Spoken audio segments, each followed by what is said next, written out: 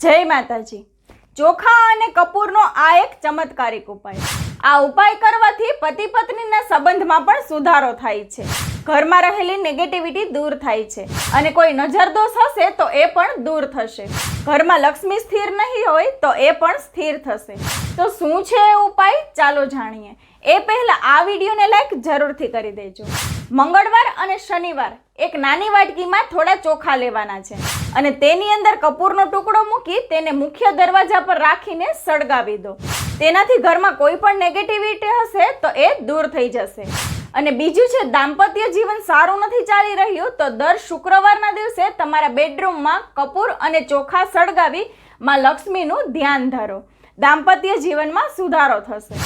અને જો તમારા ઘરમાં સ્થિર લક્ષ્મીનો વાસ નથી તો તમારા ઘરની તિજોરી એટલે કે જ્યાં તમે ધન દોલત રાખો છો એ સ્થાન ઉપર ચોખા ઉપર કપૂર મૂકી સળગાવી ત્યાં ધૂપ આપી તેનાથી પણ લક્ષ્મી વાસ કરશે।